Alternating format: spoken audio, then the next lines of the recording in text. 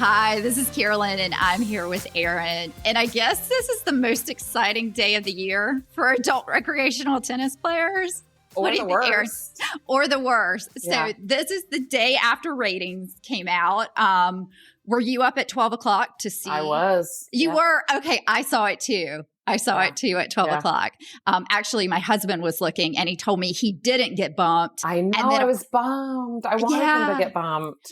And then I went through our phone to check everyone else. So, Erin, what were your impressions? Did you think it was a big bump or a little bump, or what did you think?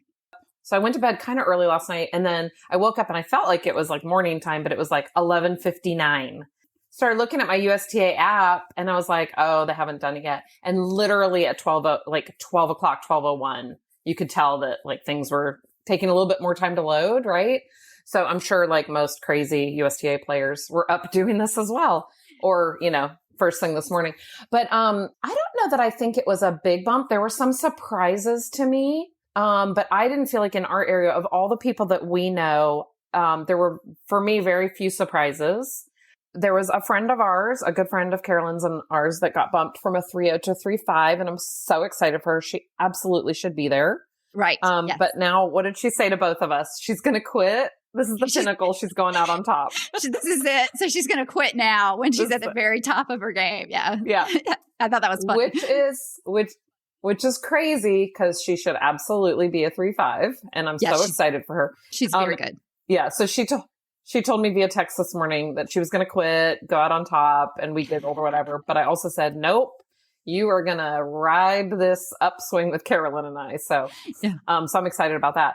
So tell me, what did you look at? I know you looked at Mike. I looked. Didn't get bumped. So my husband was close, I think, to getting bumped. If tennis record's accurate. From a 4-0. From a 4-0 to a 4-5. He won the vast majority of his 4-0 matches. But we were glad we were talking about it because we're in a club that doesn't have any 4-5 men. So he wouldn't be able to play out of our local club anymore. So we were actually both really excited that he didn't get bumped. But I thought that this was not a big bump. Everyone that I looked at. Yeah, I didn't either. Not in our area. Not in our area, at least. And we would love, please contact us via Facebook or message us and let us know what you guys think, because people listen all over the country. But I thought maybe, and this is just me guessing, is that because there's so many self-rates that came in during COVID that are probably underrated. And so maybe they got bumped and then, I just didn't feel like it was a big bump. Everybody that got bumped, I thought should have, but I thought there were a number of people that should have been bumped that didn't. There are two from our team specifically that I thought, would definitely get bumped because both of them play singles. And I think that does add to getting bumped or not in some ways because, not that anything's rated higher than the other, but like it's up to you. It doesn't, I know ratings have to do with who you're playing, what their rankings are, what your ranking, not the USTA lets us know what that is. But like if you and I were playing doubles, we're ranked at whatever, right? Yeah. We're each ranked separately or rated separately, not ranked. I'm sorry, rated separately, but it's also who we're playing and their ratings. And so whatever that weird combo algorithm, crazy math problem is, we don't know what it is, but I feel like as a singles player, the year that I got bumped, I was not necessarily surprised. I think I could have gone either way.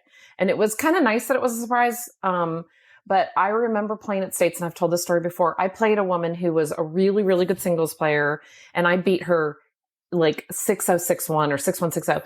Not because I was a fantastic singles player, but she was like really sick from the heat. She had that heat exhaustion. Oh no. Yes. And she was so kind. She kept saying, and I didn't think about ratings at the time at all. Like that really never enters into my mind when I'm playing a match, which I think a lot of people do. It does.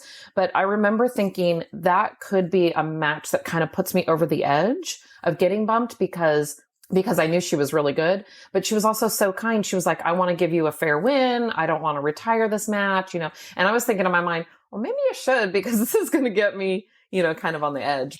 And I did get bumped. I never tried to appeal because I called the league on other people that appealed.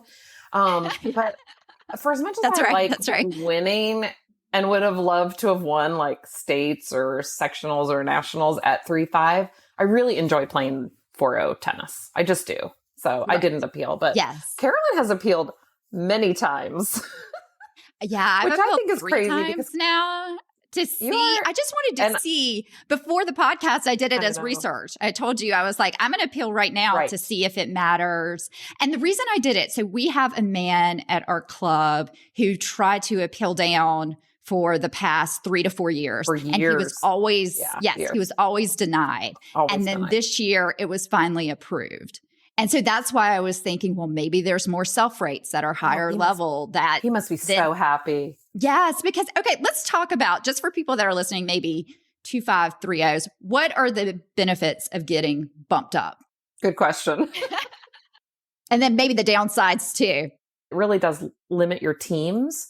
Because as a 3-5, you can play 3-5 and 4-0. As a 4-0, a new 4-0, the chance of getting asked to be on a 4-5 team is very slim. Yeah, nobody wants you. Nobody wants you on their 4-5 team. Right. We have a combo season in our area that happens to be in the fall. And I know around the country, seasons are always different. Like our spring season truly happens in the spring. And then we go to states and sectionals or whatever in the late summer. Other parts of the country are different, but our combo season happens to be in the fall.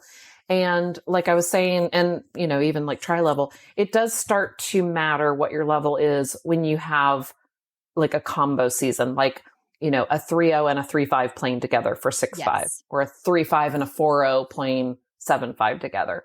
Because the year that you and I got bumped, you didn't end up having a 7-5 team, I think. No, a tri-level team.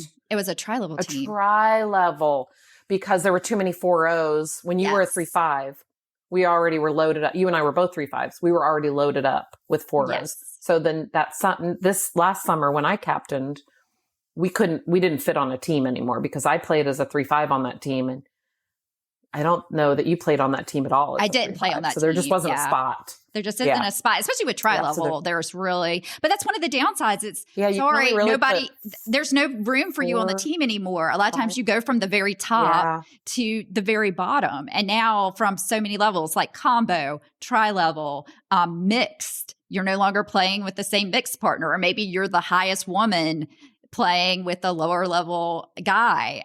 Everything becomes different. So there are some downsides to getting bumped. I know that nobody's contacting me today to be put together on a special Nobody's contacted me. I'm like hearing crickets as whereas I know, my husband, too. I'm like, is my phone working? Whereas my husband's already gotten emails about things because he didn't get bumped. Yes. And I'm sure the 3-5s that didn't get bumped, they're already trying to put together teams and figure stuff out versus I'm hearing nothing. So Carolyn, my phone, I was going to ask you if your phone's working today because my phone has not rung today. So we have a friend who got bumped to 4-0 several years ago. I want to say 3 or 4 years ago. And she said the funniest thing to me.